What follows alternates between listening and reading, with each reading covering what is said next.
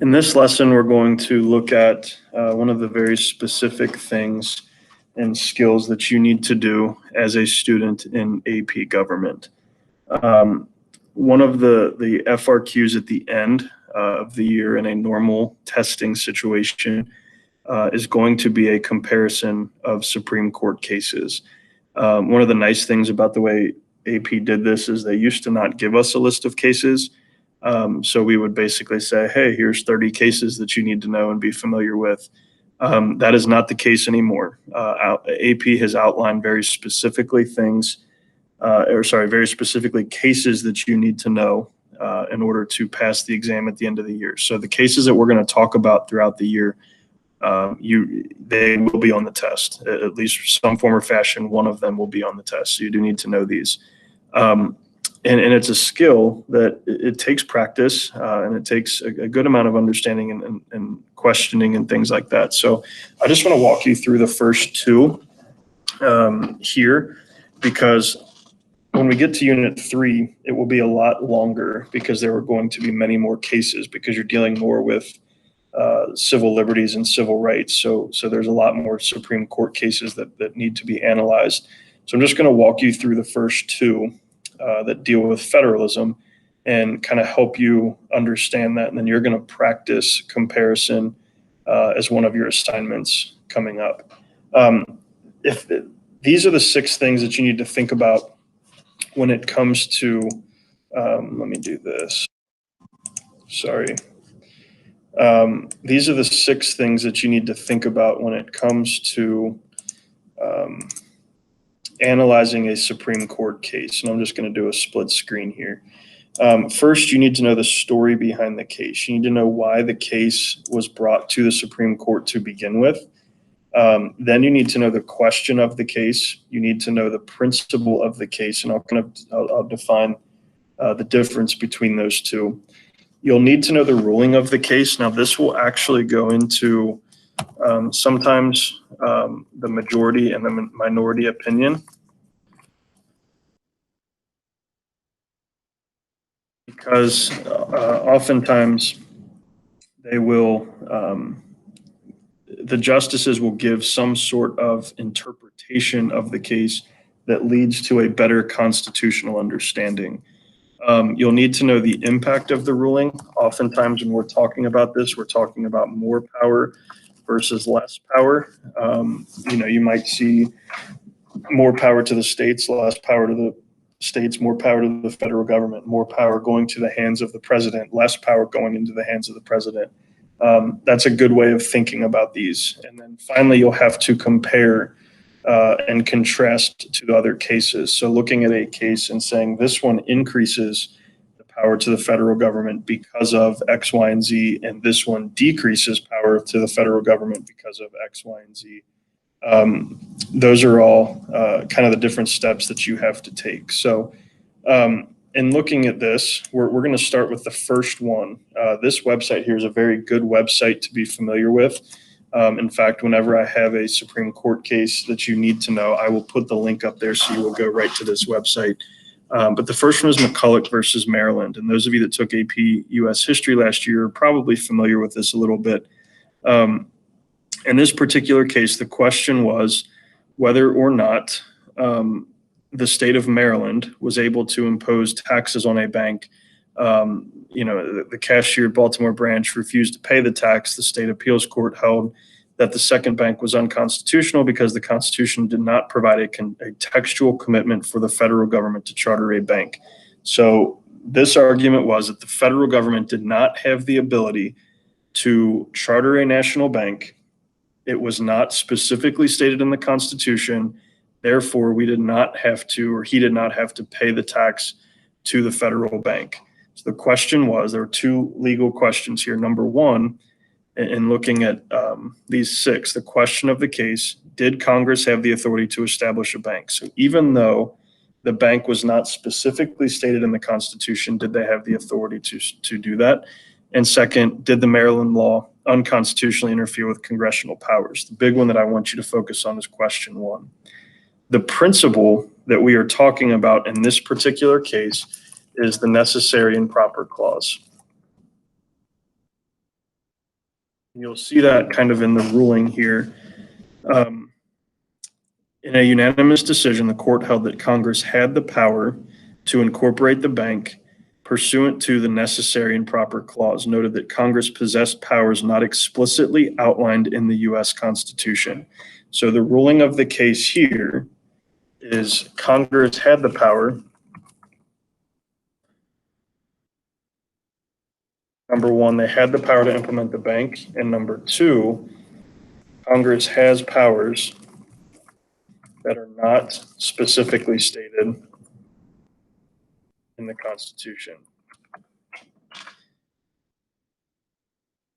The impact of the ruling by saying this is now Congress is no longer limited to that list. So there are things that Congress can do to increase their powers because of the necessary and proper clause. So just because that clause is there, what this meant was that Congress was actually getting more power.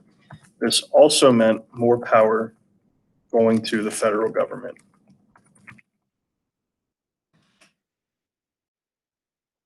So in looking at McCulloch versus Maryland, understanding that the question of the case had to do with the fact of whether or not the federal government had the ability to implement a national bank. The Supreme Court took the case up, they ruled on it, and based on their ruling, more power was given to Congress and more power was given to the federal government. In the context of the discussion of federalism, this means that the states are losing a little bit of power. So the first case that you need to know is McCulloch versus Maryland, and understanding all six of those in terms of the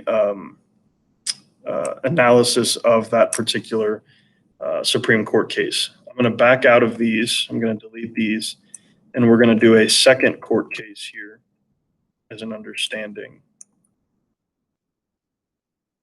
So the second one that you need to know is Lopez or U.S. versus Lopez. And this one, people want to oftentimes, and I will even do this too, cite this as a gun rights case, and it's not. It is actually a case that has to do with the power of the federal government. Alfonso Lopez, a 12th grader, brought a concealed weapon to San Antonio, Texas. He was charged under Texas law based on bringing the weapon to school premises. That was a state law. As we have talked about in federalism, that is different than a federal law. The next day, the federal agents charged him with violating the Gun-Free School Zones Act of 1990. Basically, this act forbid anybody from bringing a weapon into a school zone.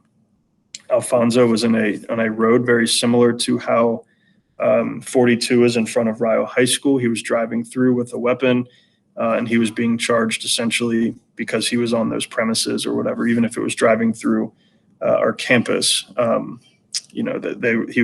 federal government was now pursuing charges against him, not just the state government. So the question was, is the 1990 Gun-Free School Zones Act unconstitutional because it exceeds the power of Congress to legislate under the Commerce Clause? Remember, the Commerce Clause gives the federal government the ability to regulate state commerce. But this question is this a violation of it? Is it the federal government taking too much power of the Commerce Clause and saying, well, because of the Commerce Clause, we can limit the carrying of guns in the school zone? Does that have anything to do with this particular topic of commerce? So the case goes to the Supreme Court, and the Supreme Court rules. So if we go back here, I'm sorry, constitutional principle of the case, we're looking at the Commerce Clause. The ruling of the case is it was a violation of the powers of government, of the powers of the federal government.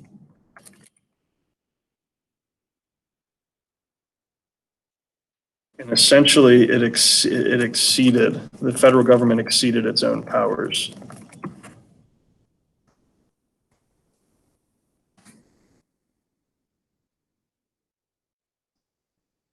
In this particular case, it was a case that led to increased power to the state government. Once you have two Supreme Court cases, and the reason this was increased power to the state government was Alfonso Lopez is still getting charged with the crime of bringing a firearm onto the possession or in his possession on school premises. He's getting charged with a state crime. The federal government is losing the ability to come in and charge him with a separate crime because what they are trying to charge him with is too much involvement of the federal government into the states. So he's still getting charged at the state level. He's just not getting charged at the federal level.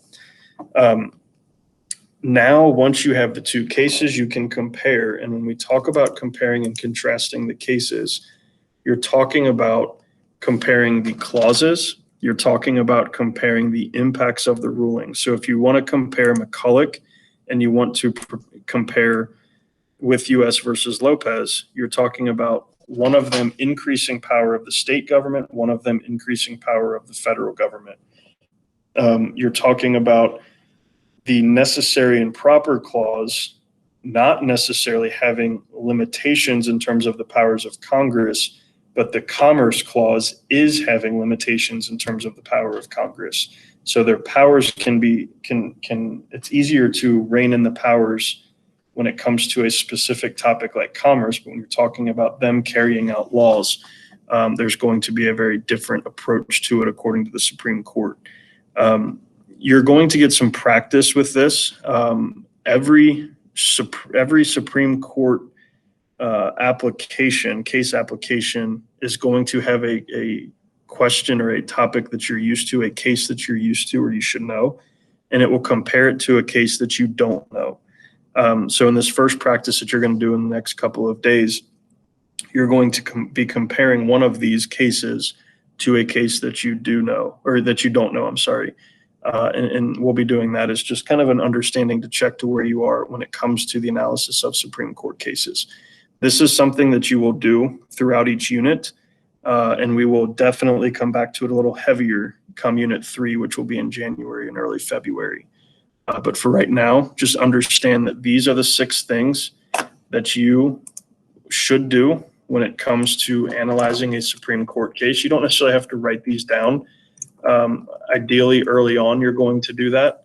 And then by the end, you should just kind of know it. You shouldn't necessarily have to write it down and look back. But it's just a very good starting place for you to analyze those Supreme Court cases.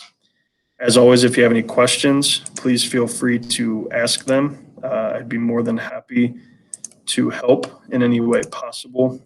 We will be talking about this in a bunch of different ways as well, because this is something that we will come back to throughout the year.